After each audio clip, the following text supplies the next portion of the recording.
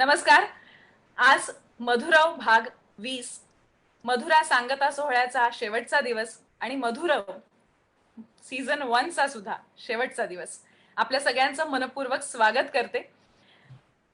आता 2 दिवस आपण पोलिसांना भेटलो, महानगरपालिकेतील कर्मचाऱ्यांना कुठेतरी बळ देणारे असे अधिकारी होते, त्यांना भेटलो. मीडिया ज्या पद्धतीने आपल्या समोर ही सगळी परिस्थिती आणतंय त्यांना भेटलो. आणि आज आता या मालिकेतला अतिशय मोलाचा आणि चौथा हिरा तो म्हणजे डॉक्टर. डॉक्टर, आपला सगळा मेडिकल स्टाफ आणि ही सगळीच व्यवस्था अक्षरशः जीवावर उदार होऊन काम करतायत. आणि त्यामुळे त्यांना भेटून त्यांची परिस्थिती फेसबुक आणि लाईव्ह कसं त्यांचा अनुभव फेसबुक लाईव्ह कसं आपल्याला जाणून घ्यायचा आहे.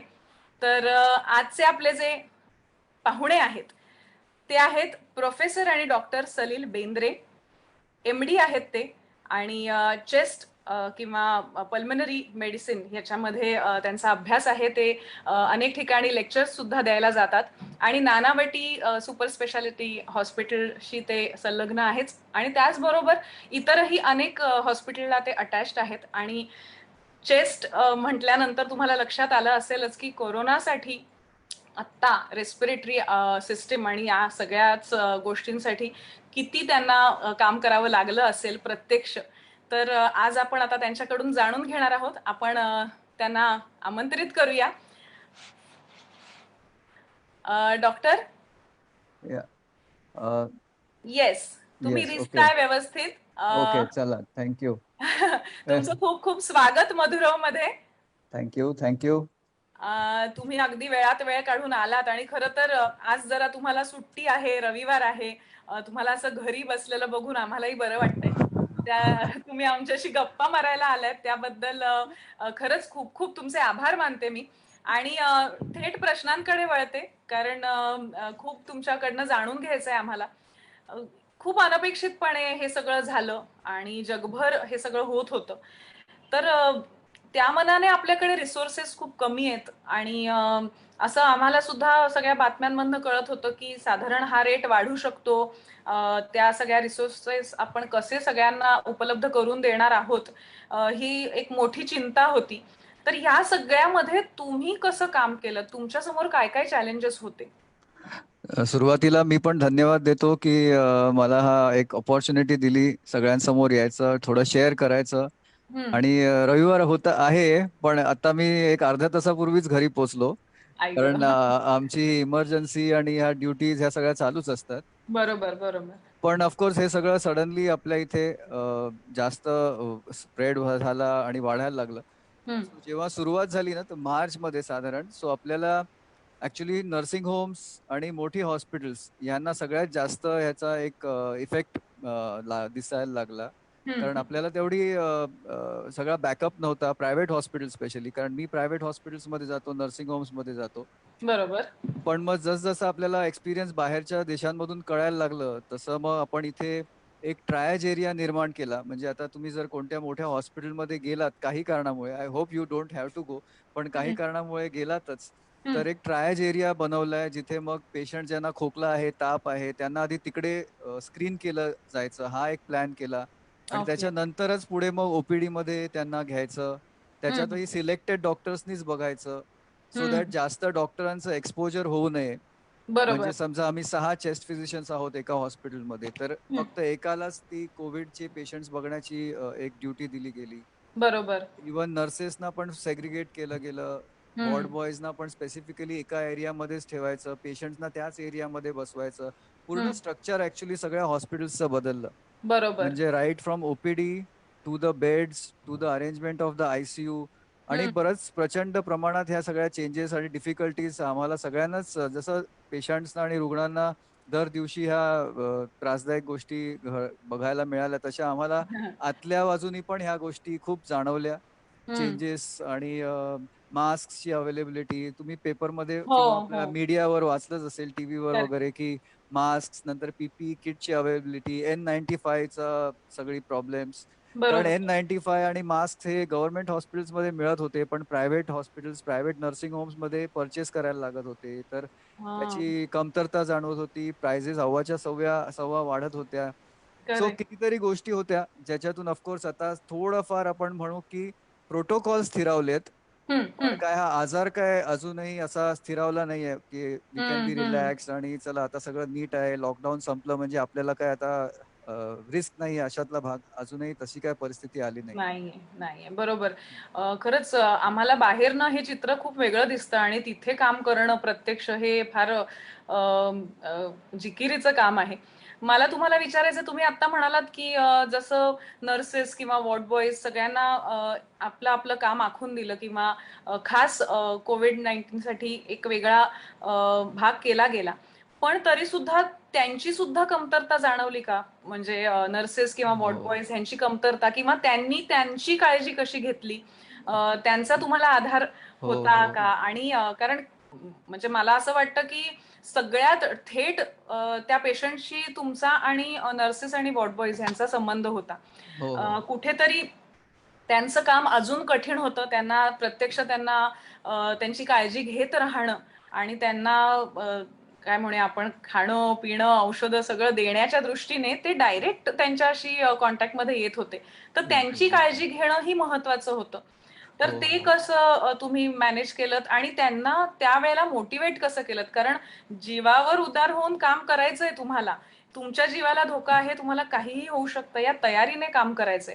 तर त्यांना ते बळ कदाचित तुमच्याकडनंच मिळालं असेल, तर ते तुम्ही कसं मॅनेज केलंत? नाही, ह्याच्यात सगळ्यांचं एकत्रच एफर्ट्स होते. म्हणजे डॉक्टर्स, नर्सेस जसं तुम्ही म्हणताय तसं वॉर्ड बॉयज, मावशी म्हणजे आम्हाला काय वर्क फ्रॉम होम हा कन्सेप्टच माहीत नाहीये डॉक्टर्स आणि नर्सेसना.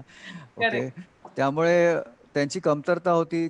कारण स्पेसिफिकली लॉकडाऊनमध्ये काय झालेलं, की ट्रेन्स बंद होत्या. म्हणजे हं. मुंबईमध्ये स्पेसिफिकली की विरारहून, वसईहून किंवा बोरिवलीहून येणारे जे नर्सेस आहेत, वॉर्ड बॉयज आहेत, त्यांना येणं खूप कठीण होत होतं.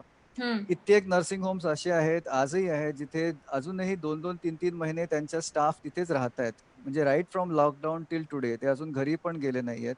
बापरे! हां, हं. म्हणजे त्यांना एक सपोज हॉस्पिटलचे 20 रूम्स असतील, तर 3 हं. रूम्स त्या स्टाफनाच दिलेले आहेत, जिथे त्यांचं जेवण, खाण, राहणं सगळं तिथेच होतंय.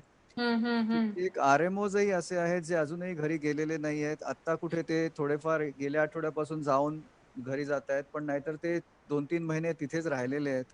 हं. नर्सेसना ऑफकोर्स त्यांचं जेवण-खाण असं हॉस्पिटल्सनी केलेली अरेंजमेंट. मोठे हं. हॉस्पिटल्स जे आहेत त्यांनी एक चांगली सोय केली, की त्यांचं ट्रॅव्हलचं सगळं अरेंजमेंट केलेली.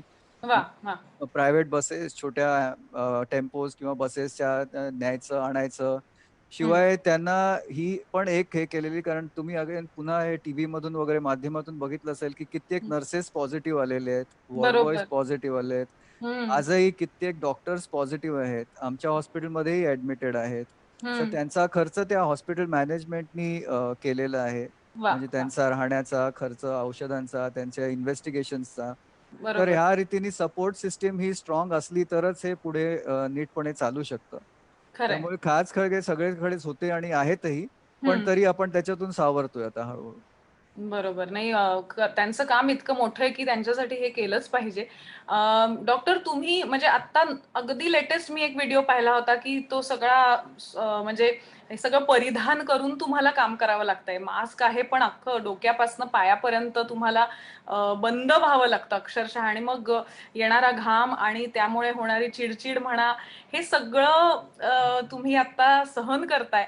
आणि त्यात तुम्ही अतिशय शांत डोक्याने काम करताय. कारण शेवटी डॉक्टर म्हटल्यानंतर त्याला असं राग किंवा आपले एक्सप्रेशन्स कुठेतरी आतच ठेवावे लागतात.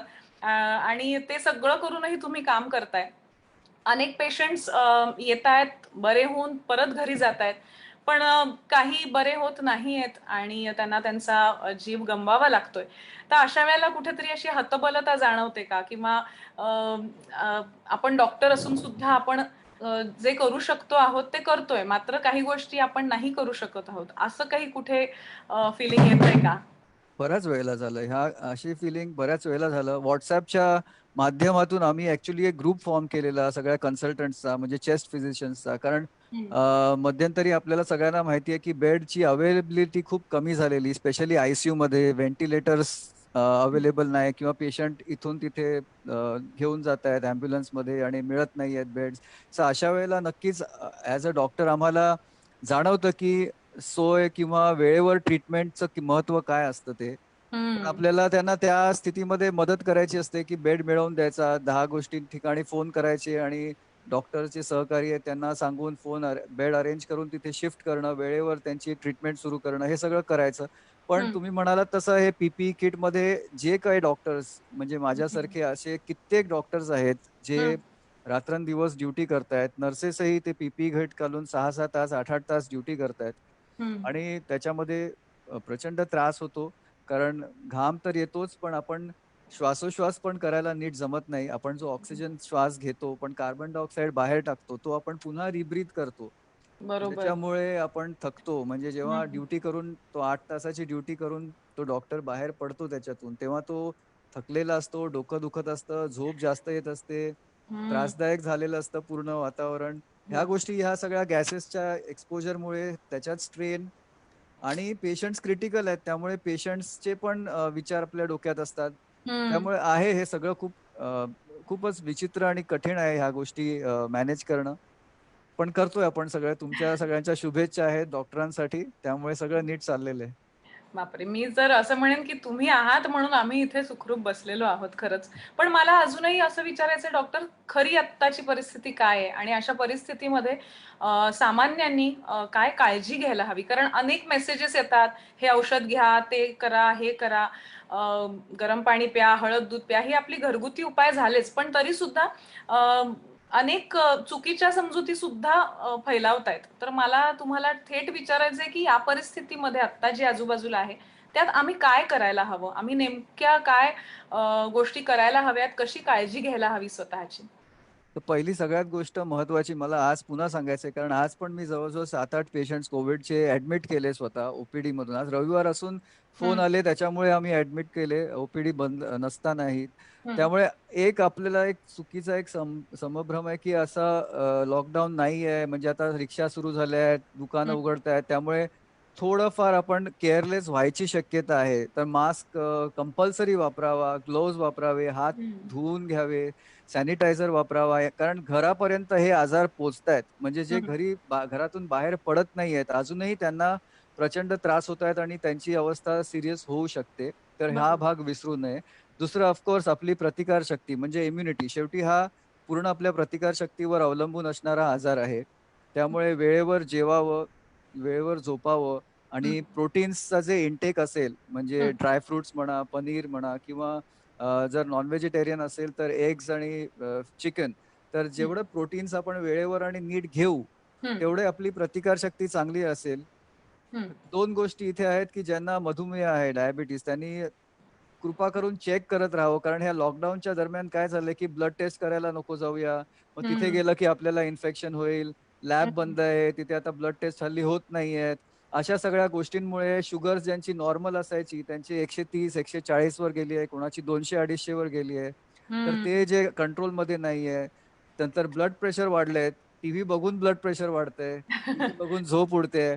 पण हं. या सगळ्याचा परिणाम आपल्या शरीरावर होतोय आणि बरोबर. मानसिकतेवर होतोय. तर प्रिव्हेन्शन करावं, डॉक्टरांचा सल्ला घ्यावा. तुमचे फॅमिली डॉक्टर, तुमचे डॉक्टर जे आहेत ओळखीचे त्यांना विचारावं. गोळ्या कोणी सजेस्ट केल्या, WhatsAppवर आल्या, तर हं. असंच डायरेक्टली न घेता खात्री करावी, की तो खरोखर आहे का उपयोगी? आपल्यासाठी त्याचा काही त्रास नाही ना होणार आणि हं. मगच पुढे वापर करावा.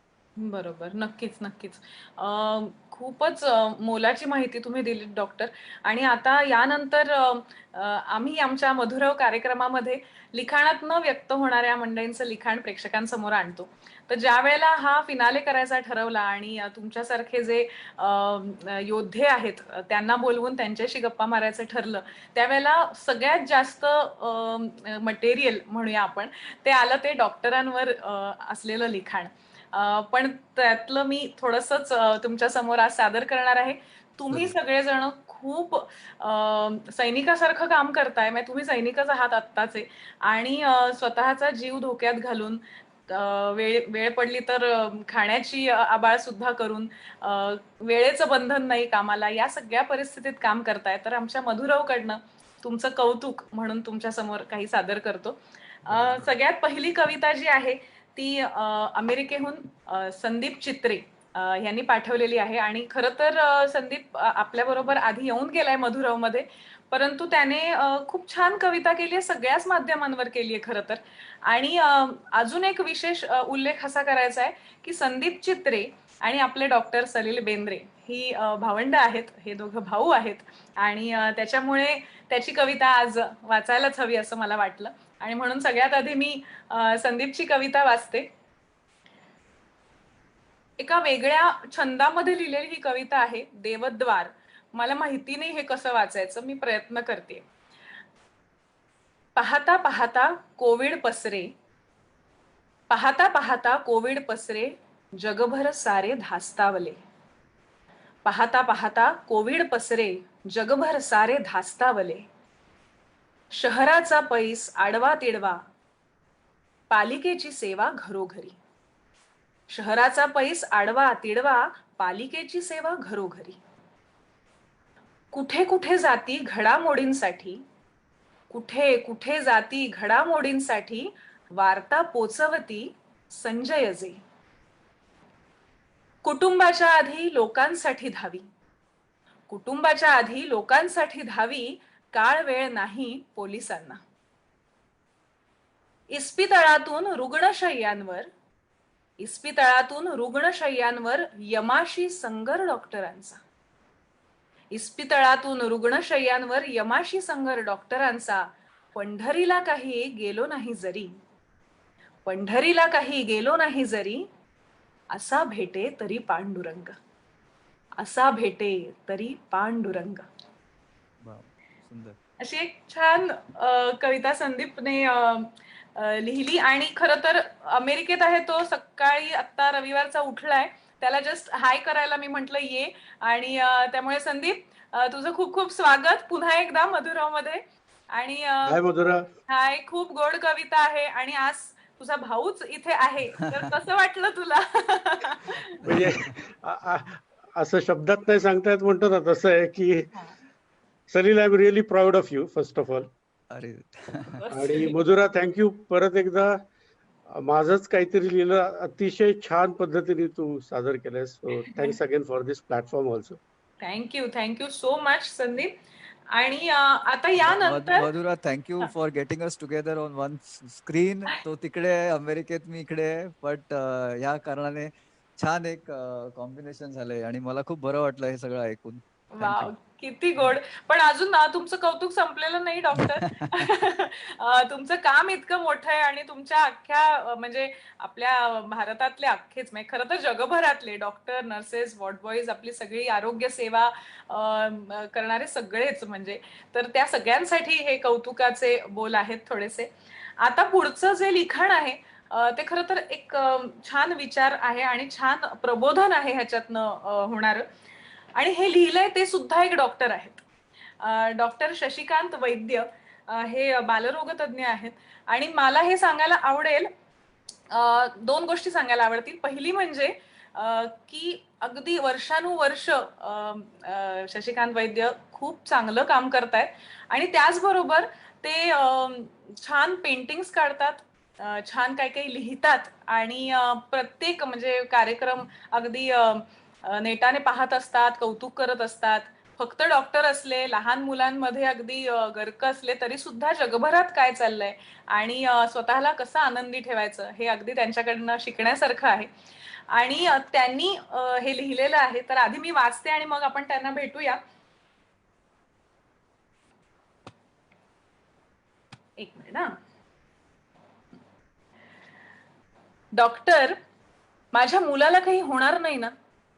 डॉक्टर, माझ्या मुलाला काही होणार नाही ना? माझा करोना रिपोर्ट पॉझिटिव्ह आलाय.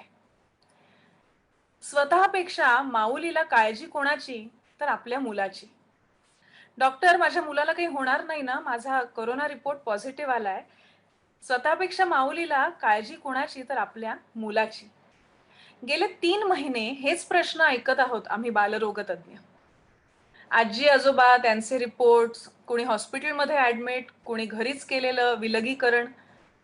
पण चिंता मात्र एकच, घरातील लहानगी सुरक्षित राहतील ना? मित्रांनो, सर्वांना एक दिलासा देतो. लहान मुलांच्या बाबतीत कोरोना इतका कठोर नाहीये. मात्र तुम्ही काळजी घेण्यात कमी पडू नका. डॉक्टरांना देव पण देऊ नका, पण आरोग्याचे नियम पाळून त्यांच्यावरचा जबरदस्त असा ताण कमी करा. आज करोनाग्रस्त रुग्णांकडे समाज गुन्हेगारापेक्षाही वाईट नजरेनं पाहतोय. त्याच रुग्णाकडे डॉक्टर मात्र आव्हान म्हणून बघतात. त्याला जगवण्यासाठी स्वतःचं जगणं पणाला लावतात. त्यांना सहकार्य करा. तुमच्या मुलांच्या भविष्यासाठी तुमचं वर्तमान निरोगी आणि कायदे पाळणारं ठेवा, एवढीच आजच्या दिवशी विनंती. डॉक्टर, हे म्हणजे शशिकांत वैद्य हे सुद्धा डॉक्टर आहेत, त्यांनी हे लिहिलंय आणि जसं मी म्हंटल की ते स्वतः पेंटिंग्स काढतात आणि लिखाणातनं खूप छान व्यक्त होतात. तसंच या निमित्ताने मला हेही सांगायचंय की आपले सलील बेंद्रे हे जे डॉक्टर आहेत, आता आपण डॉक्टर म्हणून त्यांच्याशी बोललो तरी सुद्धा ते एक मॅजिशियन पण आहेत. ते सुद्धा कलेवर विश्वास ठेवणारे आणि कलेत रमणारे आहेत. तर अर्थात त्या दुसऱ्या अर्थाने सुद्धा सध्या तुम्ही मॅजिशियनच आहात डॉक्टर, कारण जादूगाराचंच काम आहे हे सगळं आणि त्याच पद्धतीने तुम्ही काम करताय. तर आता आपण शशिकांत वैद्य यांना भेटूया. खूप खूप स्वागत मधुरव मध्ये. थँक्यू. नमस्कार. नमस्कार. खूप मोलाचा संदेश आहे की आपण आपली काळजी घ्यायला पाहिजे आणि घाबरून न जाता आपण त्याच्यावर मला असं वाटतं की तोडगा काढण्यासाठी आपण सशक्त राहिलं पाहिजे. तर खूप चांगला संदेश डॉक्टर तुम्ही दिला आणि आता दोन डॉक्टर आहात तुम्ही समोरासमोर. तर आधी डॉक्टर सलील, तुम्हाला कसं वाटलं त्यांनी लिहिलेलं?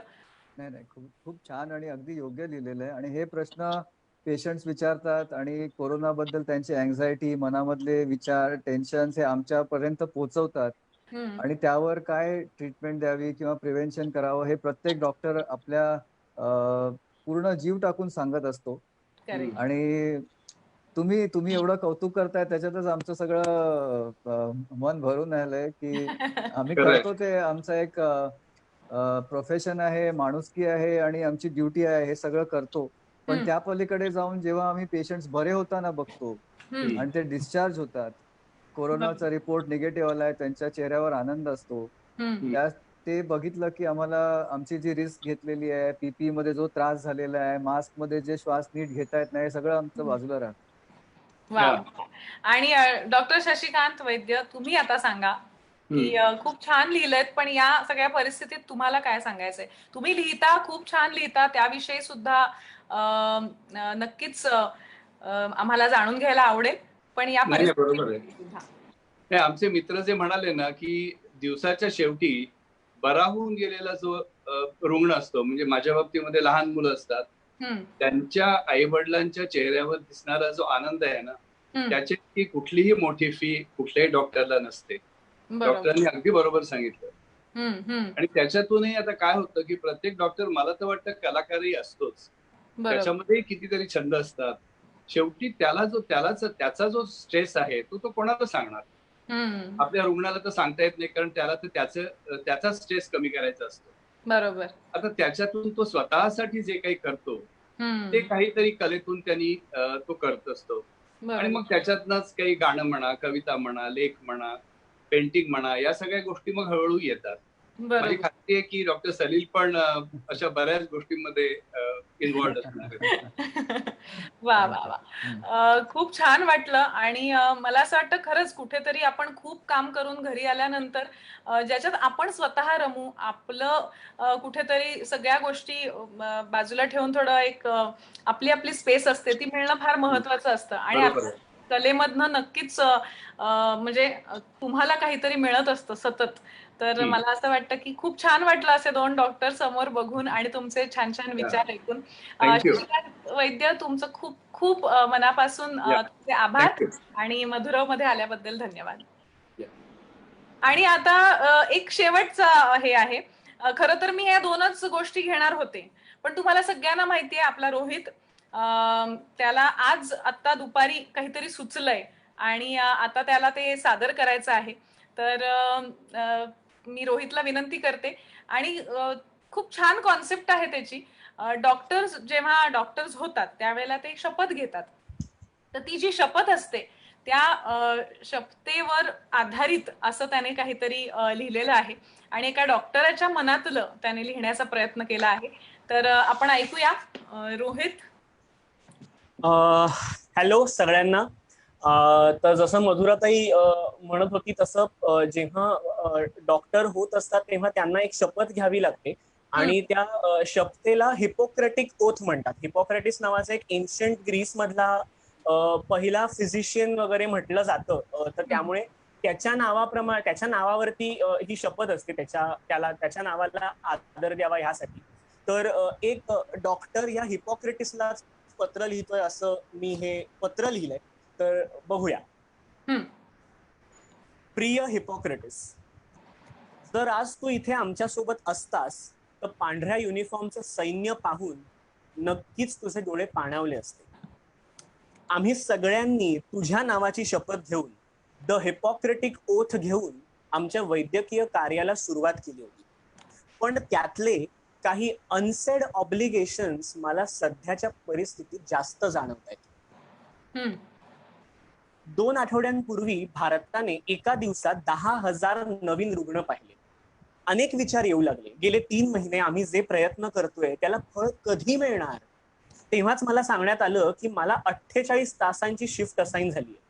दमछाक, स्ट्रेसेस, बीपी सूटचे ते स्केड्यूल्स, धावत्या वेगाने चिंता मनात नुसती सैरावैरा पळत होती आणि एकाएकी तुझं वाक्य आठवलं आणि मन शांत झालं.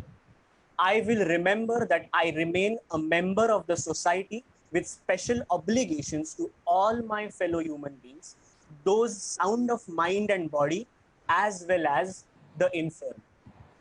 हॉस्पिटलच्या वातावरणात एक विचित्र भीतीची आता भर पडली आहे. त्या दिवशी एक वर्षाचा मुलगा पॉझिटिव्ह टेस्ट झाला. तो बेडवर शांत बसून होता आणि थोडं लांब बसलेल्या आईचे अश्रू मात्र थांबत नव्हते. I will remember that I do not treat a fever chart, a cancerous growth, but a sick human being whose illness may affect the person's family and economic stability. या आईशी मी तोवर बोलत होतो जोवर तिचे अश्रू थांबले नाही. पण परवा माझी खरी परीक्षा पाहिली गेली. माझ्या मुलीचा पहिला वाढदिवस होता. ती आत केक कापत होती आणि मी खिडकी बाहेरून टाळ्या वाजवत होतो. खिडकीपाशी आली आणि रडू लागली ती, पण मला तिला जवळही घेता येईना. I will apply for the benefit of the sick all measures that are required. I will apply for the benefit of the sick all measures that are required. मग माझ्या रडणाऱ्या मुलीला मिठी न मारणं का असेल. हिपोक्रेटिस या शपथेच्या ह्या अशा कंडिशन्सचा कधी कधी ना हलकासा राग येतो. ऑनेस्टली सांगतो, काय करणार, शेवटी माणूसच आहे ना मी. पण ही शपथ घेता येणं हे भाग्य मला लाभलं यासाठी मी सदैव ऋणी आहे. तुझाच पांढऱ्या कोटातला एक जवान. वा, सुंदर. कसं वाटलं डॉक्टर? नाही, खूपच छान आणि खूपच सुंदर. अगदी प्रत्येक ओळ अशी डोळ्यासमोर आहे आणि जे ते म्हणाले तसं आयुष्य आमचं तसंच पुढे चाललेलं आहे. खूप छान, खूप छान. Thank you doctor. आपण रोहित लगेच प्रतिक्रिया थोड्याशा घेऊया आणि डॉक्टरांना सुद्धा आपण त्या सांगूया. येस. आधी आपल्या जे 2 आपले आज लेखक मित्र होते असं मी म्हणेन. आपले डॉक्टर काका होते आणि एक संदीप दादा होता. तर संदीप दादाच्या कवितेबद्दल केदार जोशी म्हणाल्या की संत रचनेच्या छंदामधली ही फार एक अप्रतिम कविता लिहिली गेली आहे. आणि शशिकांत काकांबद्दल प्रिया काटकर म्हणतायत, नेमक्या शब्दात खूप काही सांगून गेले डॉक्टर काका. आणि अजून काही प्रतिक्रिया आल्या त्या मी वाचून दाखवतो. तृप्ती कुलकर्णी म्हणाल्या होत्या, वैद्यकीय क्षेत्रातल्या लोकांचे आता खूप खूप मनापासून आभार.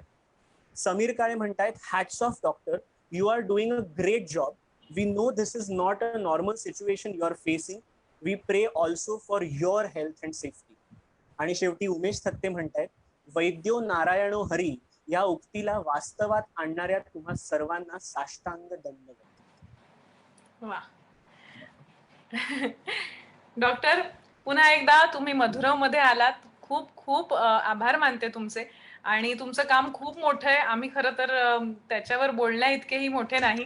पण तरी सुद्धा आम्ही आमची काळजी घेऊ, आमच्या घरातल्यांची, कुटुंबाची आणि आजूबाजूच्यांची काळजी घेऊ.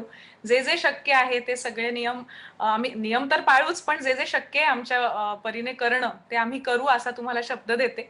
आणि कुठल्याही पद्धतीची मदत कधीही लागली तर आम्ही नक्कीच आहोत. पण तुम्हाला सुद्धा बळ मिळो आणि आम्ही सुद्धा हे सगळं सहन करून तुमच्या पाठीशी उभे राहू शकू असा आपण अशी आशा व्यक्त करूया. आणि पुन्हा एकदा खूप खूप धन्यवाद. आणि मला पण सांगायचंय धन्यवाद की मला तुम्ही बोलवलत आणि ह्या सगळ्यांसमोर माझ्या काही विचार मांडले, त्यांच्या प्रतिक्रिया ऐकल्या, छान छान कविता ऐकल्या, त्यांचे विचार माझ्यापर्यंत आले. तर मधुरावचा खरंच मनापासून धन्यवाद. आणि तुम्ही सगळे असेच हसत खेळत नीट खुश राहा आणि तुझे सीझन्स असेच मल्टिपल सीझन्स होत हीच इच्छा. Okay. Thank you thank you so so much much. Doctor. Okay. Thank you. Bye bye bye. Thank you. आणि आता आपल्या कार्यक्रमातले आपले दुसरे पाहुणे. खरं तर मधुरव हा शब्द ज्यांनी सुचवला त्यावरनं मग पुस्तक आलं आणि मग हा आपला कार्यक्रम आला. पण हा शब्द ज्यांनी सुचवला तो आपल्या सगळ्यांचा लाडका कवी संदीप खरे. आणि त्याचबरोबर मला असं वाटतं की आजच्या कार्यक्रमाच्या निमित्ताने किंवा आपल्या या सांगता सोहळ्याच्या निमित्ताने आपण असं ठरवलं की ज्यांनी ज्यांनी खूप चांगलं काम केलं आणि या सगळ्या काळामध्ये आपण व्यक्त होऊ यासाठी आपण सुखरूप असणं घरी महत्वाचं होतं. तर यासाठी ज्या ज्या वर्गांनी कामं केली आहेत, ज्या ज्या घटकांनी कामं केली आहेत त्यांचं आपण कौतुक करणार आहोत. तर मला असं वाटतं की मध्ये काही मेसेजेस आले होते की आर्ट किंवा कला हे इसेन्शियल मध्ये मोडत नाही. आणि त्यामुळे खूप कलाकार हर्ट सुद्धा झाले होते. त्याच्यावर बऱ्याच लोकांनी पोस्ट केल्या होत्या. खूप त्याच्यावर खरं सांगायचं तर मी असं म्हणेन की थोडंसं सरकॅस्टिकली खूप जण बोलले होते त्याच्यावर. पण मला असं वाटतं की या सगळ्या परिस्थितीमध्ये ना आपल्या आयुष्यामध्ये कला रंग भरण्याचं काम करत असते.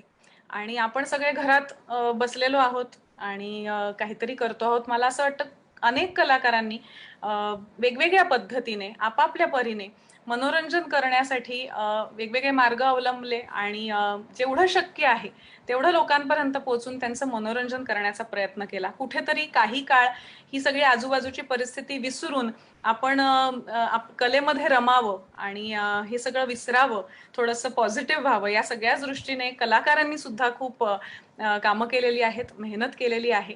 आणि त्या दृष्टीने त्यांचा प्रतिनिधी म्हणून सुद्धा आपण संदीप खरे यांच्याकडे बघणार आहोत. आणि म्हणून आपण आता त्याला बोलवूया आणि त्याचं स्वागत करूया. संदीप खरे, आपलं खूप खूप स्वागत आहे. मधुरव मला असं अगदी 4 वेळा म्हणायचंय, मधुरव मध्ये, कारण मधुरव हा शब्द तू मला दिलेला आहेस माझ्या पुस्तकासाठी आणि आज आता या कार्यक्रमासाठी. मला अजून एक सांगायचंय की मधुरव सुरू झाल्यापासून किंवा मधुरवची संकल्पना डोक्यात आल्यापासून सगळ्याच गोष्टी संदीप तुला माहिती आहेत, सगळा प्रवास तुला माहिती आहे आणि अनेक कार्यक्रम तू येऊन पाहिलेस, तू कमेंट्स सुद्धा केल्यास आणि आता या सांगता सोहळ्यामध्ये सुद्धा तू 2ही दिवस होतास आणि आता आज हा आपला शेवटचा आणि 3रा दिवस. तर या सगळ्या मधुरव या उपक्रमाविषयी तू काय सांगशील? तुला काय वाटतंय? तो कपिल शर्माचा शो आहे ना, त्याच्यामध्ये तो कपिल शर्मा नेहमी विचारतो समोर जे पाहुणे आलेले असतात त्यांना की तुम्हाला अमुक अमुक अवॉर्ड मिळाली ज्यावेळेला तुम्ही यावेळेला यशस्वी झालात, त्यावेळेला तुम्हाला कधी असं वाटलं होतं का की तुम्हाला कपिल शर्मा शो मध्ये यायची संधी मिळेल?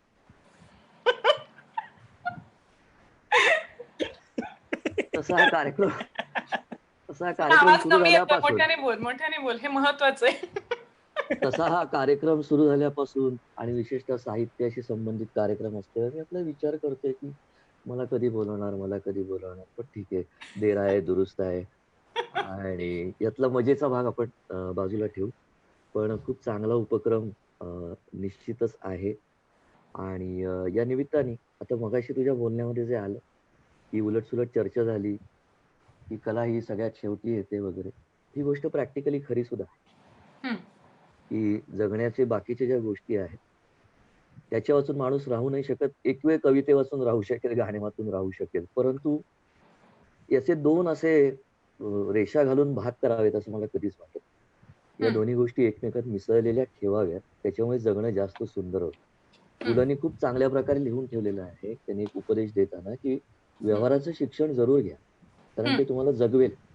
बरोबर. त्याचबरोबर एखादा छंद सुद्धा जोपासा, कारण तो छंद आहे तो तुम्हाला का जगायचं ते सांगतो. हो, करेक्ट. तर या दोन्ही गोष्टी तेवढ्याच महत्वाच्या आहेत. आणि मधुरव हा जो कार्यक्रम आहे त्याच्यामध्ये मी जेवढं काही बघितले त्याचे एपिसोड्स, त्याच्यामध्ये मला असं दिसलं की कला आणि ज्या प्रकारच्या व्यक्तींना तू बोलावते, तर जगण्याच्या मागे ठाम उभे असलेली व्यक्तिमत्व आणि त्याच्याच बरोबर कला, या दोन्हीचा छान संगम इथे झालाय. तर त्यामुळे ही खूप चांगली गोष्ट आहे अशा प्रकारचे कार्यक्रम होणे. आणि हा सीझन 1 संपलाय असं मी धरतो. तू चालू ठेवावंस, कारण खूप चांगला उपक्रम आहे आणि यातूनच प्रेरणा मिळते. ही गोष्ट खरी आहे जे कोणी नवे लिहितात त्यांना. आणि अनेकदा असं असतं ना की आपण ऐकतच नसतो, म्हणजे इनकमिंग बंद असतो आपलं बरेचदा. बरोबर आहे. पण या निमित्ताने अशा प्रकारच्या कविता ऐकायला मिळणं, तर हे तुमच्या भांडारामध्ये जमा होणाऱ्या गोष्टी आहेत. बरोबर.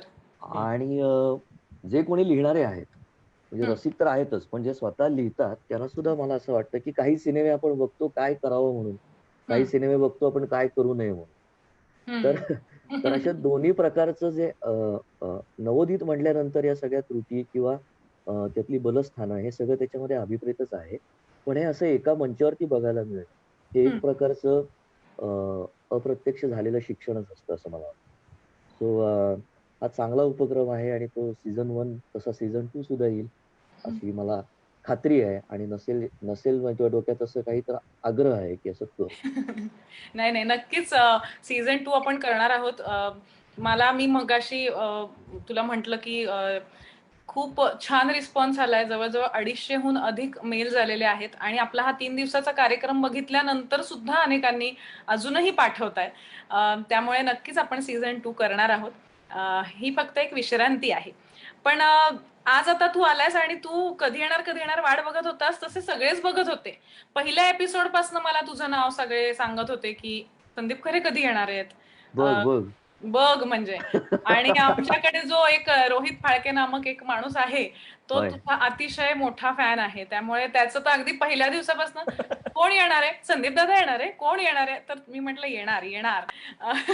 मी म्हटलं तसं की रोहित पण खूप छान कंडक्ट करतोय. हा, थँक्यू. येस. आणि तुझं लिखाण मी थोडंसं ऐकलं याच्यावरती, तेवढं शक्य झालं तेवढं. तर आपण एकदा नक्की सविस्तर बोलूया याच्यावरती. मला आवडेल तुझ्याशी बोलायला.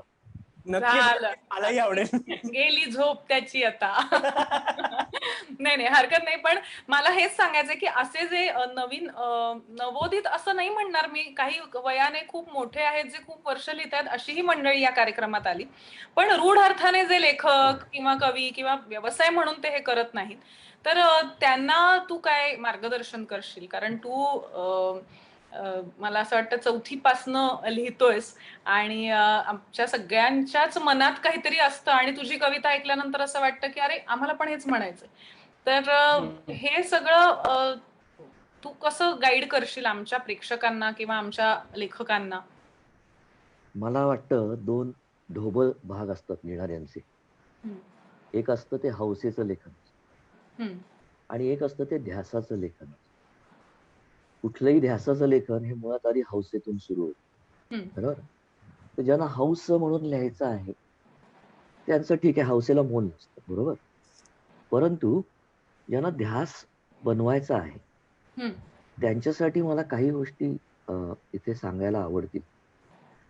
कारण खूप वर्ष लिहितो आहे आणि या सगळ्यातून गेल्यामुळे मला काही गोष्टी ज्या कळल्या मला, त्या माझ्या बाबतीत ज्या मला बरोबर वाटल्या, चूक वाटल्या, त्या मला तुमच्याबरोबर शेअर करायला आवडतील. एक म्हणजे की कुठलंही कौतुक जे असतं, कौतुक ही मुळात दुधारी तलवार. तर ती जसं तुम्हाला बळ देते ना, तसं तुम्हाला बेसावत सुद्धा करते. बरोबर. तर ज्यांना ध्यासाने लिहायचंय त्यांनी ना खूप जाणीवपूर्वक अभ्यास केला पाहिजे. कसं आहे, माणसाच्या प्रायोरिटी ठरलेल्या असतात, प्रायोरिटीची शिडी असते. त्याच्यावर तुम्ही ज्याला जिथे उभं कराल तसा तो माणूस तुम्हाला रिस्पॉन्स देतो. बरोबर. जर तुमचं लिखाण आहे किंवा कुठलीही गोष्ट आहे, हम्म. तर त्या लिखाणाला तुम्ही काय देताय याच्यावरती लिखाण तुम्हाला काय देतं हे अवलंबून असतं. बरोबर. हा, म्हणजे तुम्ही अगदी रफ भाषेत सांगायचं तर तुम्ही 1 किलो टाकलत माप तर तिच्याकडनं 50 येईल असं होणार नाही. हा, तर तुम्हालाही तेवढंच द्यावं लागतं जेवढं तुम्हाला वेचायचं आहे. हम्म. तर हा कठीण प्रवास आहे, हा दुधारी प्रवास आहे. त्यासाठी ज्यांना ध्यासाने लिहायचं आहे त्यांनी ही गोष्ट लक्षात ठेवली पाहिजे की हे आपल्याला कोणासाठीही लिहायचं नाही. हे आपल्याला पुस्तकासाठी नाही लिहायचंय, हे आपल्याला कुठल्या मंचावर येण्यासाठी नाही लिहायचं. ही मुळात आपली गरज आहे. बरोबर. आपण त्याच्यापासून राहू नाही शकत म्हणून हे करायचंय. हम्म. हे कोणासाठी नाहीये, कोणावरही उपकार नाहीये. तुम्ही कवी आहात, बरोबर. तुम्ही कलाकार आहात म्हणजे ते खूप मोठं तुमच्या डोक्यावरती एक वलय आलंय असं अजिबात नसतं. हे मुळात तुम्ही तुमच्यासाठी केलेली गोष्ट. तर त्यामुळे ध्यासामध्ये त्यांना लिहायचं आहे त्यांनी जसं कुठल्याही कलेचा रियाज असतो, चित्रकलेचा आहे, गाण्याचा आहे, तसं त्यांनी त्याच्याकडे बघितलं पाहिजे गांभीर्याने आणि मग त्याचा अभ्यास केला पाहिजे. आता मला कायम असं वाटतं ज्याच्यामध्ये तुम्ही रस घेता त्या गोष्टीमध्ये तो अभ्यास नाही होत. एखाद्या मुलीच्या प्रेमात पडल्यानंतर ती कुठल्या क्लासला जाते, किती वाजता घरून निघते, हे जे आपण करतो त्याला अभ्यास नाही होत. त्या त्या उत्सुकतेने केलेल्या गोष्टी असतात. तसं कवितेच्या किंवा लिखाणाच्या प्रेमात पडल्यानंतर या गोष्टी आपोआप व्हायला हव्या. मराठी भाषा इतकी समृद्ध भाषा आहे, इतकी बारीक-सारीक त्याच्यामध्ये शेड्स आहेत, छटा आहेत वेगवेगळ्या. म्हणजे आता तुला एक गंमत सांगतो, की प्रसंग एकच आहे. हम्म. किंवा अर्थ सुद्धा एकच आहे. हम्म. पण गोंधळ कसा होऊ शकतो? हम्म. समजा एखाद्या लग्न समारंभाला तुम्ही गेलात हम्म. आणि पुष्पगुच्छ दिलात समोरच्याच्या हातामध्ये आणि म्हणलात की भावी आयुष्यासाठी शुभेच्छा. हम्म. तर तो माणूस आनंदी होईल. हम्म. पण आता हेच शब्द अर्थ हाच ठेवायचा, फक्त शब्द बदलले आणि जर तो गुच्छ हातामध्ये ठेवताना असं आपण म्हणतो की उरलेल्या आयुष्यासाठी शुभेच्छा. हा, तर ऐकू नाही आलं मला. जर तुम्ही असं म्हणलं की उरलेल्या आयुष्यासाठी शुभेच्छा, तर मांडवा बाहेर काढतील तुम्हाला. तर हे जे बारीक सारीक अर्थ तोच आहे, पण बदललं की नाही, छटा बदलली, लगेच अर्थ बदलला. हम्म. हा बारीक सारीक अभ्यास करण्यासाठी वृत्तांचा अभ्यास करावा. जरी तुम्ही मुक्त छंदात लिहित असाल, तरी सुद्धा वृत्तांचा अभ्यास हा खूप आवश्यक आहे आणि तो जाणीवपूर्वक करायला पाहिजे आणि खूप वाचायला पाहिजे, खूप बघायला पाहिजे आणि जाणीवपूर्वक वाचायला पाहिजे. बरोबर. गाणी सुद्धा ऐकतो आपण, जलते हैं जिसके लिए. आता हे प्रोलॉंग चाल आहे त्याची. पण बघायला गेलं तर जलते हैं जिसके लिए, तेरी आंखों के लिए, ढूंढ लाया हूं मैं, गीत मैं तेरे लिए, असं मीटरमध्ये असतं. बरोबर. तर हे जेव्हा तुम्ही जाणीवपूर्वक ऐकाल, त्यावेळेला तुमची एक इन्साईट तयार होते. एक आतला आवाज, एक आतली दृष्टी तयार होते आणि ती तुम्हाला सांगते, की आता तुम्ही जे काही लिहिलंय, ते कसं आहे. मग त्या लिखाणाला कोणी चांगलं म्हणलं म्हणून हुरळून जायचं कारण नाही. आणि जर ते तुम्हाला कळलं की चांगलं आहे आणि कोणी वाईट म्हटलं तर वाईट वाटायचं कारण. वा. आपल्यामध्ये जो माणूस बसलेला आहे, ज्याला कळतं की कुसुमाग्रज फार सुंदर लिहितात, भट साहेब ग्रेट लिहितात, बोरकर अद्भुत लिहितात, हे ज्याला कळतं आपल्या आतमधल्या माणसाला, त्याच्याच पुढे आपली कविता ठेवावी, विचारावे की बाबा आता हे कसं वाटतं. बरोबर. आणि मग मला असं वाटतं की ते लेखन जे आहे ध्यासाचं लेखन होतं. आता हौसेचं लेखन जे आहे त्यांना ते अजून थोडं पुढच्या पाण्यामध्ये गेलं तर त्यांच्या लक्षात येईल की तो ध्यास बनू शकतो आणि व्यक्त होणं ही खूप चांगली गोष्ट आहे. ती फक्त स्वतःपुरती जरी असली तरी स्वतःपुरती मर्यादित राहत नाही. ती इतरांनाही अनेक गोष्टी देत असते. तर हे खरं लिखाणाचं मर्म आहे असं मला वाटतं. वा, खूप छान सांगितलंस संदीप, आणि खूप पुन्हा एकदा सोप्या भाषेत, पण तरी सुद्धा डेप्थ खूप होती त्याला.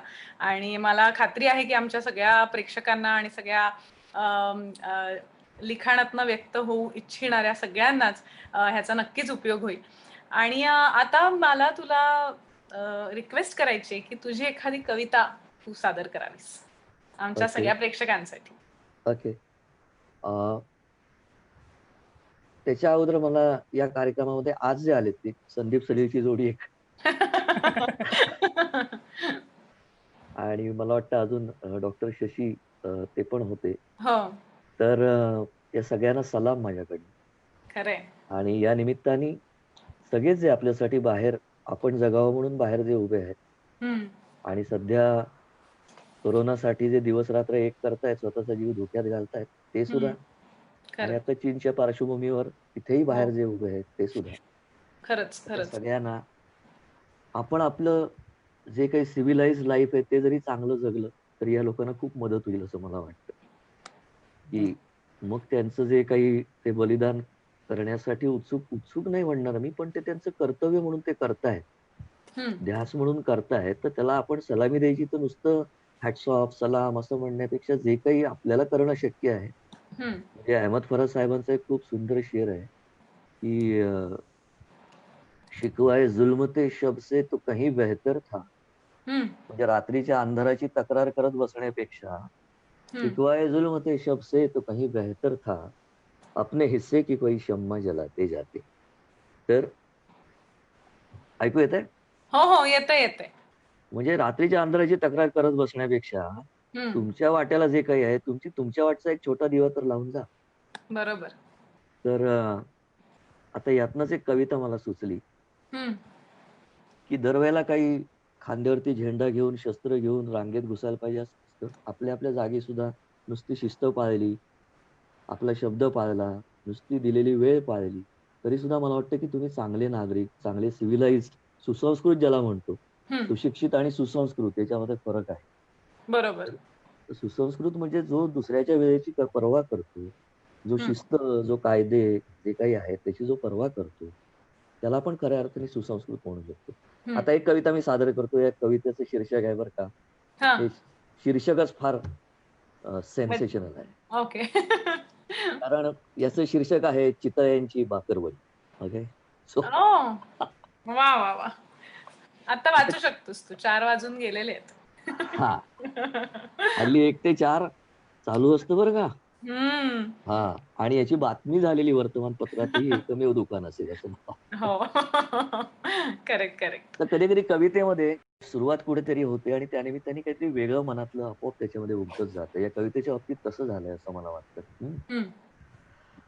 चितळ्यांची भाकरवडी ताजी ताजी छान, दरवेळी मात्र आम्हा मिळतेच असं नाही. चितळ्यांची भाकरवडी ताजी ताजी छान, दरवेळी मात्र आम्हा मिळतेच असं नाही. पाटी असते टायमिंगची स्वच्छ आणि स्पष्ट, पाटी असते टायमिंगची स्वच्छ आणि स्पष्ट, वाचून आम्हा कळते पण वळतेच असं नाही. वाचून आम्हा कळते पण वळतेच असं नाही. प्रत्येक दुकानाच्या असतात ठरलेल्या वेळा. कुठे नसतात ठरलेल्या, कोणी मला सांग. प्रत्येक दुकानाच्या असतात ठरलेल्या वेळा, कुठे नसतात ठरलेल्या, कोणी मला सांगा.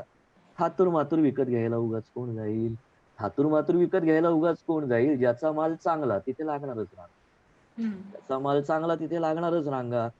पण रांगेत या म्हटले की नाकावर राग, रांगेत या म्हटले की नाकावर राग. थांबायला लागणे म्हणजे चारित्र्यावर डाग. रांगेत या म्हटले की नाकावर राग, थांबायला लागणे म्हणजे चारित्र्यावर डाग. आणि ते तक्रार करतात नाही काय आम्ही एवढ्या उभे होत आणि संपले कसं तुमचं. रांगेत या म्हटले की नाकावर राग, थांबायला लागणे म्हणजे चारित्र्यावर डाग. उगाच पाणी घालत दूध विकणे खरे नसते आणि संपल्यावरती संपले म्हणणे हेच बरे असते. उगाच पाणी घालत दूध विकणे खरे नसते, संपल्यावरती संपले म्हणणे हेच बरे असते. सापडायला मग सापडतेच काही उणे दुणे, सापडायला मग सापडतेच काही उणे दुणे. आधीच नाव चितळे त्यात पुन्हा पुणे. सापडायला मग सापडतेच काही उणे दुणे, आधीच नाव चितळे त्यात पुन्हा पुणे. आणि मग चितळ्यांदारी घडतं तेच टोलमध्ये घडतं, चितळ्यांदारी घडतं तेच टोलमध्ये घडतं. अण्णा आबा दादा सांगत रांगेत कोणी घुसतं, अण्णा आबा दादा सांगत रांगेत कोणी घुसतं. एक साधं नागरिक पण मगरुरीने फुकतं, एक साधं नागरिक पण मगरुरीने फुकतं. आणि 50 रुपयांसाठी सगळी रांग रोखून धरतं, 50 रुपयांसाठी सगळी रांग रोखून धरतं. रांगेत या वेळेत या साध्या सोप्या पाट्या, रांगेत या वेळेत या साध्या सोप्या पाट्या, कशासाठी पडतात तरी कपाळावर आठ्या. रांगेत या वेळेत या साध्या सोप्या पाट्या, कशासाठी पडतात तरी कपाळावर आठ्या.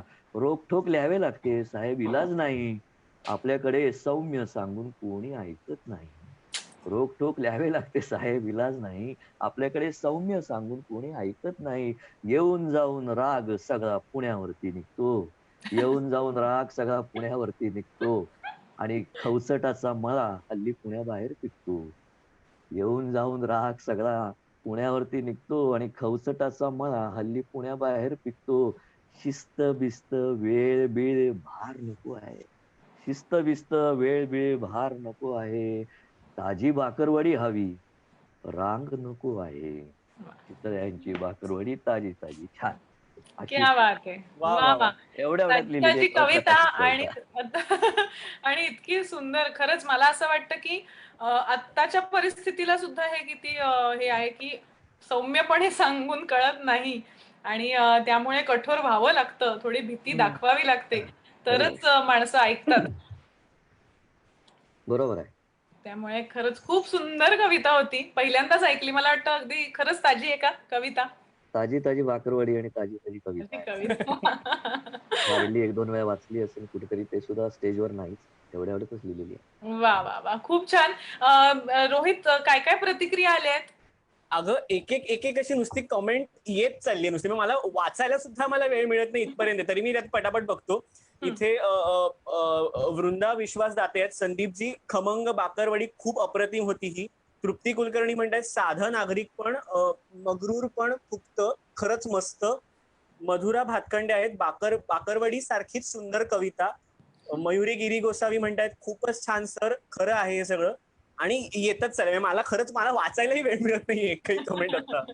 वा वा. नंतर आपण वाचूच कमेंट्स. आणि आता एक सरप्राईज करूया का आपण? ओके. रोहित, तुला माहिती नाहीये. ओके, तुला पण सरप्राईज आहे. हो, काय म्हणजे करताय? तुला आधी मी बंद करणार आहे आणि मी आणि संदीप दिसतोय का सगळ्यांना? तर आपण एक सरप्राईज करूया सगळ्यांसाठी. मधुराव फिनाले फेस्टिवलचा शेवटचा दिवस आहे, त्यामुळे सगळ्यांना सरप्राईज. याच्यानंतर आपण किती वेळ करणार आहोत मला माहित नाही, म्हणून मी आत्ताच सांगतो की हा कार्यक्रम खूप छान कंडक्ट करतेस तू आणि कविता छान वाचतेस. आणि ज्या प्रकारे म्हणजे मला माहिती की काही कंडक्ट करताना या गोष्टी, बऱ्याच गोष्टींचं भान ठेवायला लागतं. म्हणजे नुसतंच वाचणं त्याच्यामध्ये नसतं, त्याच्यामध्ये टेक्निकल गोष्टी पण आहेत, अभिप्रेत किंवा कोऑर्डिनेशन आहे, मोठ्या प्रमाणात करावं लागतं, ते भान ठेवायला लागतं. तर ते तुझ्याकडे आहेच आणि ते पूर्ण वापरते आहेस त्याच्यामध्ये. आणि छान प्लेझंट, नुसतंच छान मटेरियल आणि चेहरा वृक्ष, तर ते वैताग येतो. तुझ्या प्रेझेंटेशन पासून, तुझ्या वाचण्यापासून, तुझ्या कंडक्ट करण्यापासून या कार्यक्रमाला एक छान फ्लो येतो. आणि अर्थातच रोहित पण आहे तुझ्या बरोबर, किंवा मला माहिती नाही तसे कदाचित काही तुझे सहकारी टेक्निशियन्स पण आहेत. तर तुम्हा सगळ्यांचं खूप कौतुक. छान छान केलं आणि असंच करत राहा. Thank you so much. तुझ्याकडनं हे कॉम्प्लिमेंट मला खूप महत्वाचं, कारण माझी आजी कवयित्री असून मला कवितांविषयी कधीच प्रेम नव्हतं. आणि पहिल्यांदा संदीपच्याच कार्यक्रमात कधीतरी वेड्यागत या कार्यक्रमामध्ये त्याने मला विचारलं या कार्यक्रमाचा भाग होशील का? आणि अक्षरशः मी म्हणते की कवितेचा ABCD किंवा जे काही मला थोडंफार माहिती किंवा जे काही मी सादरीकरण करते ते सगळंच मला संदीपने शिकवलेलं आहे. आणि मी प्रयत्न करते की संदीप असतं तर हे कसं वाचलं असतं, असं मी एक थोडासा प्रयत्न करते. अजून खूप मला शिकायचंय. मला खूप अजून स्वतः सुद्धा मला असं वाटतं की हा माझा विषय नव्हता, पण तरी सुद्धा मला तो आवडतोय, तर मलाही त्याच्यामध्ये शिकत राहायचं आहे. तू आज सगळ्यांना जसं सांगितलंस तसं नक्कीच विद्यार्थ्यांसाठी कायम ठेवायचे. एक पार्टी मला मिळाली. येस, नक्की नक्की. लॉकडाऊन झाल्यावर सगळे नियम पाळल्यानंतर ऑब्विसली.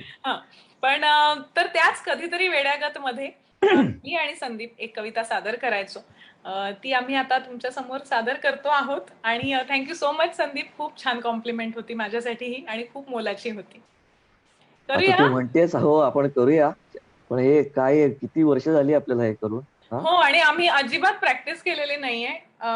माझ्या आता करूया, ठीक आहे. इथे सगळेच जण शिकतोच आहोत आणि काहीतरी नवीन घेतो आहोत, तर आपण प्रयत्न करूया. नक्की प्रयत्न करूया. प्लीज गोड मानून घ्या. संदीपचं काय मला टेन्शन नाहीये, माझंच आहे जरासं. बोल. हा, ऐकू येत आहे ना व्यवस्थित? ओके. कधी बोललो मी उशिरा उशिरा, कधी बोललो मी उशिरा उशिरा, कधी दान पडले है उशिरा उशिरा. आयुष्य अवघे चुकामुक आहे.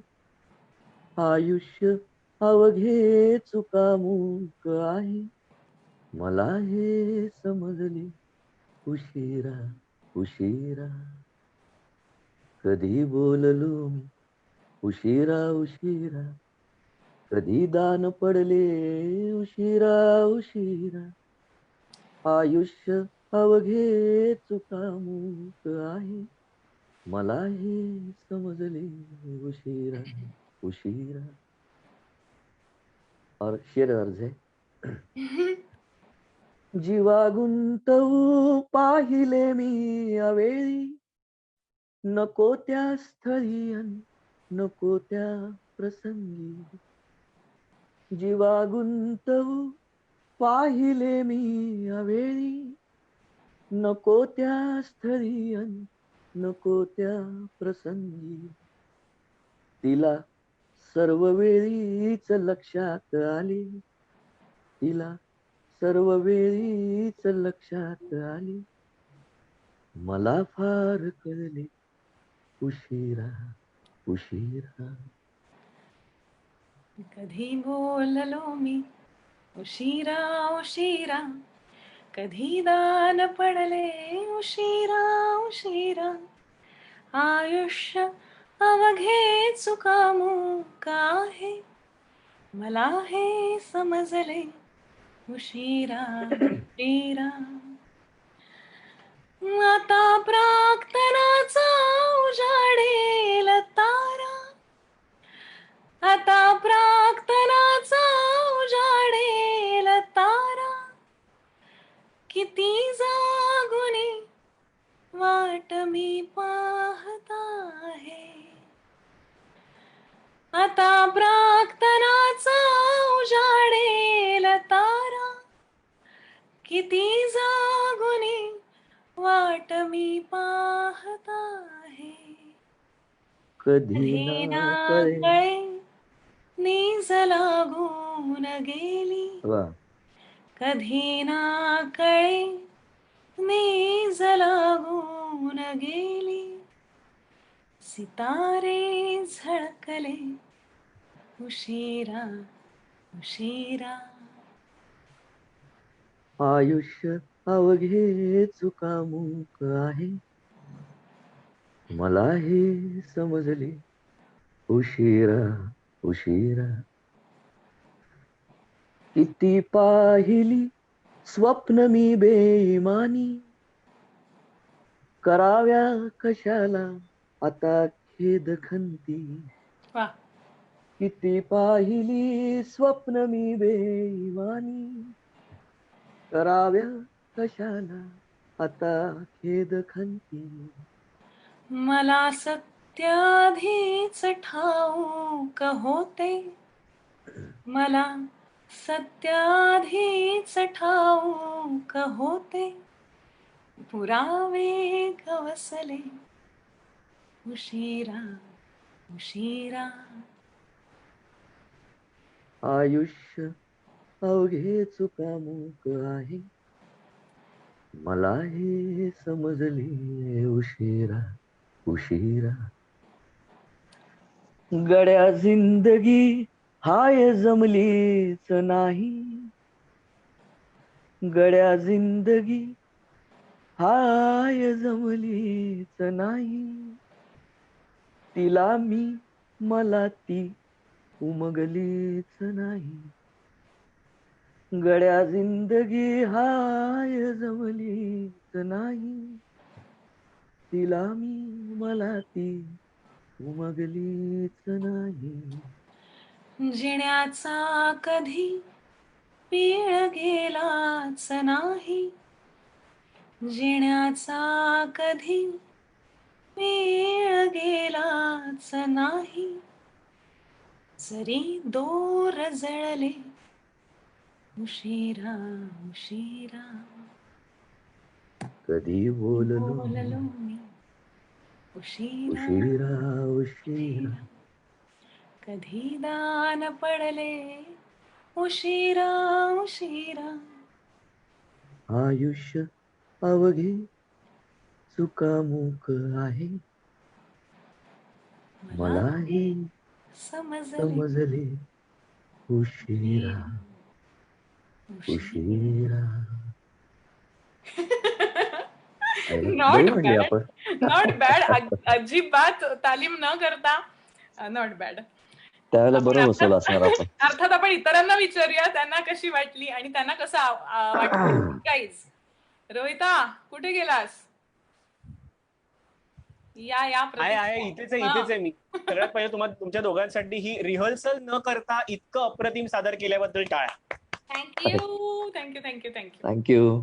आणि परत तेच आहे, मला वाचायला वेळच देत नाहीयेत सगळे. इतकं प्रेमाने सगळं भरभरून बोलत चाललेत ना, मला मध्ये खरंच वाचता येत नाहीये. इथे सुरभी चाटूफळे ते म्हणतात सुंदर, प्रफुल्ल गोखले ते म्हणतात किती कौतुक तुम्हा दोघांचं करू तेवढं कमी आहे.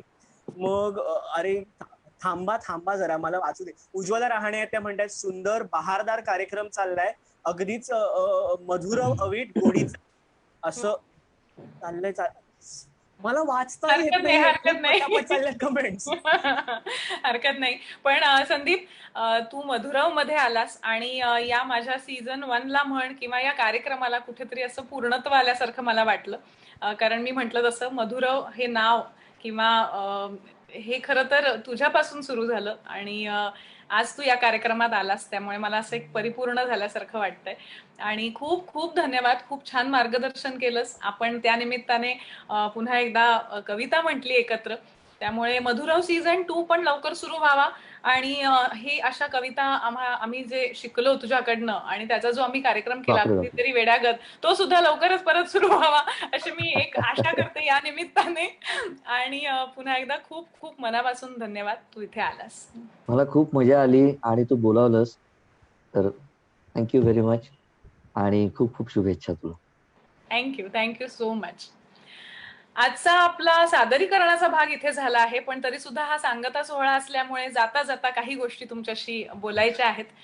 सगळ्यात आधी नेहमीप्रमाणे माझ्या काही सूचना. 20 भाग आपले झालेले आहेत आणि या 20 भागामध्ये ज्यांचं लिखाण आपण वाचलं आहे त्यांचा आपण एक दिवाळी अंक काढणार आहोत आणि तो छापणार आहोत आणि त्याचबरोबर डिजिटल अंक सुद्धा आपण काढणार आहोत. त्याची चर्चा चालू आहे आणि त्याचं काम आपला हा सीझन संपल्यानंतर मी करणार आहे. ज्यांचं लिखाण ह्याच्यामध्ये आहे त्यांना नक्कीच प्रत्यक्ष ह्याचे फोन येतील आणि त्यांच्याशी संपर्क साधला जाईल.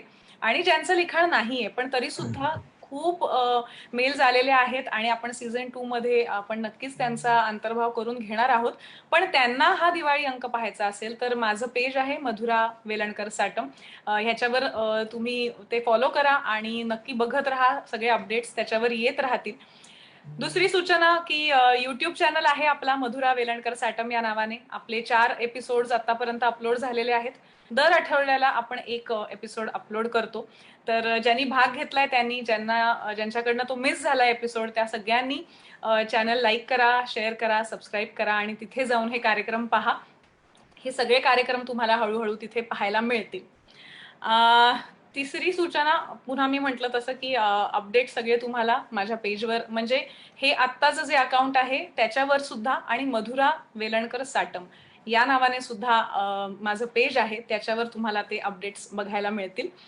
आणि आता जाता जाता काही गोष्टी, मी अक्षरशः आज अभ्यासपूर्वक इथे बसलेली आहे, माझ्याकडे कागद तयार आहे कारण मला काहीही मिस करायचं नाहीये. आपला आज शेवटचा दिवस आहे. त्यामुळे सगळ्यात आधी ज्या वेळेला ही कल्पना मनामध्ये आली की असं काहीतरी आपण करूया, त्यावेळेला पहिला फोन मी केला तो म्हणजे रोहित फाळकेला. माझा गुमनाम हे कोळी मधला मुलगा आणि माझा खूप जवळचा मित्र. आम्ही खरंच वयाने खूप अंतर असलं तरी सुद्धा खूप गोष्टी एकमेकांशी शेअर करतो आणि एस्पेशली लिखाणाबाबत.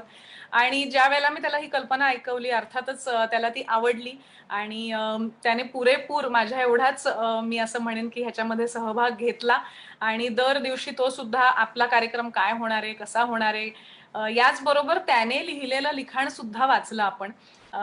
खूप चांगली बाजू सांभाळली त्याने, कारण पहिल्यांदाच हा प्रयत्न करत होतो आणि त्यामुळे काही कमी जास्त झालं तर तो तिथे मला सांभाळायला सतर्क होता कायम.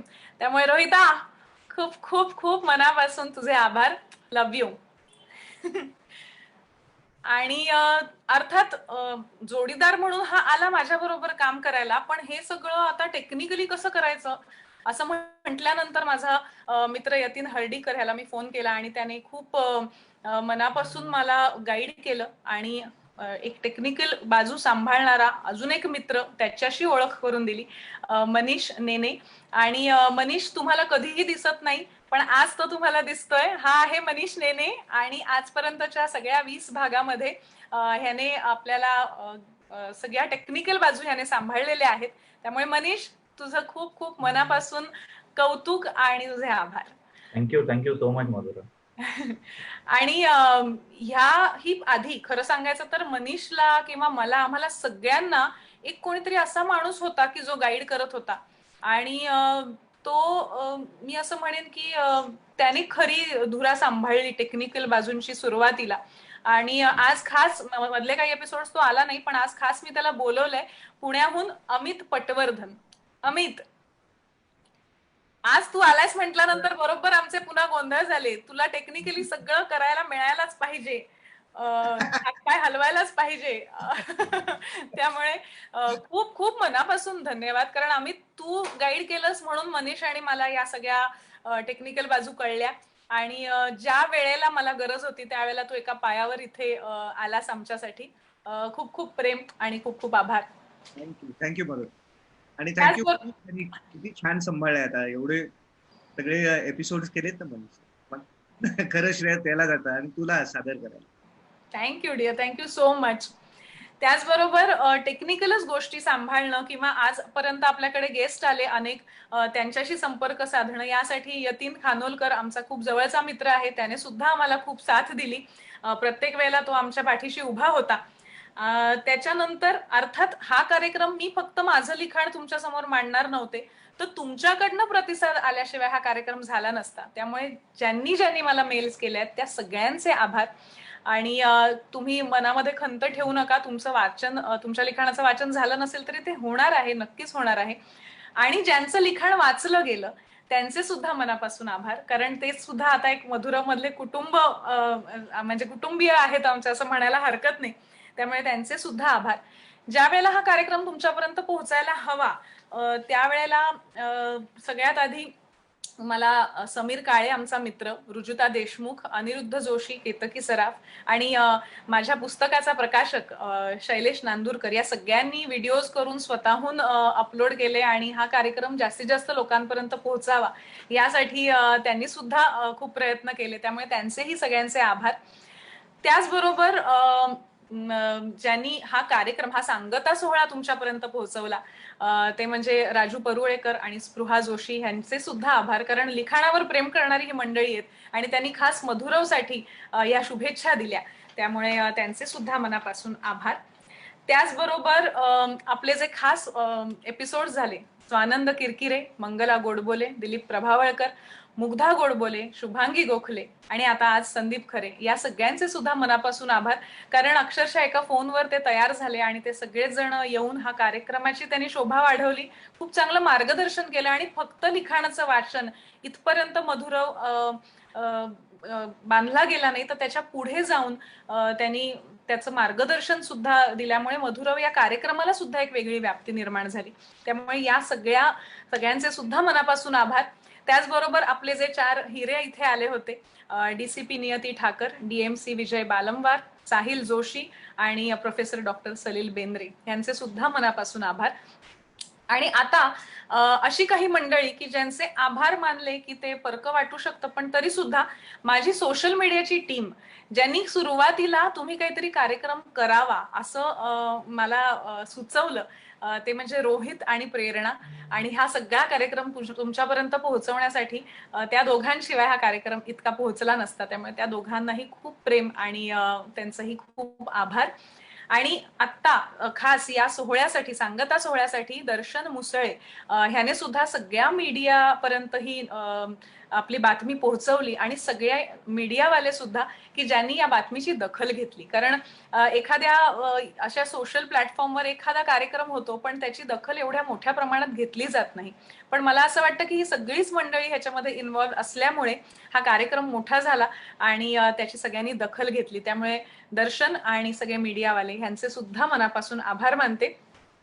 आणि आता माझे आई बाबा आणि माझे सासरे की दर एपिसोड ते बघतात आणि एपिसोड झाल्या मला फोन येतो, काय चांगलं झालं, काय आवडलं नाही, अजून काय सुधारणा करायला हव्या, कौतुकही करतात आणि मार्गदर्शनही करतात. आणि त्यामुळे त्यांची एक काय म्हणूया आपण सतत ते माझ्या पाठीशी आहेत हे मला जाणवत असतं.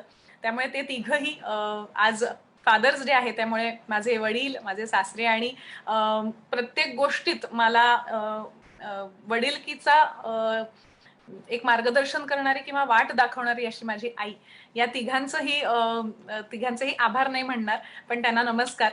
आणि माझ्या दोघी बहिणी त्या सुद्धा अगदी न चुकता हा कार्यक्रम बघतात. गौरीताई, मीराताई, त्यांचा मी लेख वाचलाच होता तुमच्या समोर, त्यामुळे त्यांचे सुद्धा आभार. कारण या कुटुंबामध्ये जेव्हा आपण असतो आणि त्यावेळेला त्यांच्या प्रतिक्रिया येतात त्या सगळ्यात आधी महत्वाच्या असतात. म्हणजे एखाद दिवस फोन आला नाही तर मला असं वाटतं आजचं चांगला झाला नाही का एपिसोड, ताईने फोन का नाही केला. तर इतके ते महत्वाचं असतं कारण आपल्याला काहीतरी चांगलं करत राहण्याची इच्छा आणि ती ऊर्जा सतत आपल्यामध्ये असली पाहिजे. त्यामुळे माझ्या कुटुंबाचे सुद्धा आभार. आणि आता शेवटचे 2च आभार, पण सगळ्या या कार्यक्रमामध्ये सगळ्यात जास्त महत्वाचं, पहिली गोष्ट म्हणजे माझा मुलगा लहान आहे आणि मी या कार्यक्रमाच्या निमित्ताने खूप व्यस्त असते कारण वाचत असते, सगळ्यांशी फोनवर बोलत असते. इथे एक तास कार्यक्रम आम्ही तालीम करतो, तुमच्या समोर सादर करतो. या सगळ्या वेळेला त्याला तिथे शांत बसायला लागतं. मी ओरडते त्याला की मला आवाज नको आहे. तर हे त्याच्या वेळेला खरंच सोपं नाहीये. सुरुवातीला त्याने मला विचारलं, आई तुझा हा कार्यक्रम कधी संपणार आहे, पहिले काही कार्यक्रम झाल्यानंतर. आणि आज मी ज्या वेळेला त्याला सांगितलं की आज मधुरवचा आपला सोहळा आहे आणि आजचा सीझन 1चा फिनाले आहे, आपला कार्यक्रम संपणार आहे, तेव्हा त्याच्या चेहऱ्यावर असं आलं का संपणार आहे.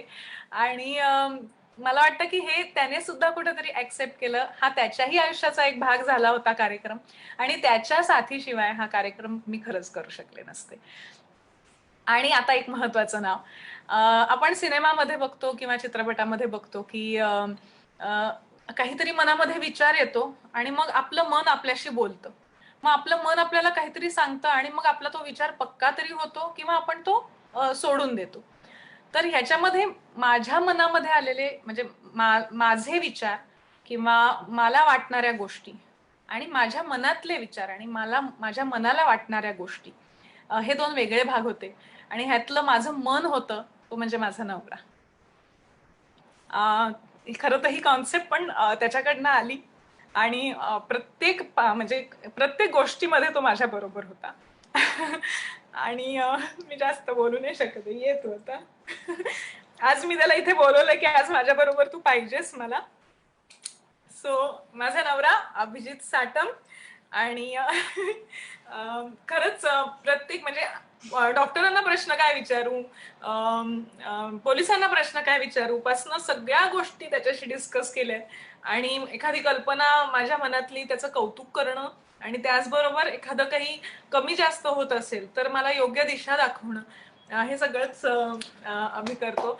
आणि त्याच्याशिवाय पण हा कार्यक्रम झाला नसता. त्यामुळे आमच्या सगळ्यांकडनं मी ठरवलं होतं रडायचं नाही पण तरी सुद्धा मला येतंय आता. पण मधुरव सीझन 1 आपला आज संपलेला आहे, पण आपण सीझन 2 करणार आहोत आणि वेगळ्या ऊर्जेने करणार आहोत. रोहित सुद्धा आमच्या बरोबर असणारच आहे. आणि मनीष, मी विनंती करते की आपण सगळ्यांना दिसू शकू एकाच वेळेला, असं काहीतरी करता येईल का तुला? तर कर, म्हणजे सगळे दिसू. आणि हा सोहळा आपला इथे संपला. तुम्ही सगळे मधुरवचे कुटुंबीय झालात आणि खूप मजा आली. आणि यापुढे सुद्धा आपण असंच काहीतरी छान करूया. आणि तुम्ही सगळ्यांनी खूप प्रेम केलत, आशीर्वाद दिलेत आणि साथही दिलीत, त्याबद्दल खूप खूप धन्यवाद. सीझन 2 लवकरच येईल, पण तरीही तोपर्यंत तुम्ही सगळ्यांनी लिहित राहा, वाचत राहा आणि व्यक्त होत राहा. धन्यवाद. थँक्यू सगळ्यांना, थँक्यू. मी जो काही सपोर्ट दाखवलात आणि मधुरव हा एक फक्त कार्यक्रम नसून एक प्लॅटफॉर्म सारखा, म्हणजे तुमच्याशिवाय हा प्लॅटफॉर्म झाला नसता. It was just an idea आणि you made it into a platform. आणि आपली सगळी टेक्निकल टीम आहे आता. मधुराने त्यांचं सगळ्यांचं कौतुक केलंय आणि they are more like family ना. नाही, युवन इज नॉट देअर. त्यामुळे सगळ्या प्रेक्षकांचे आभार आणि थँक्यू. थँक्यू. Bye bye. नमस्कार.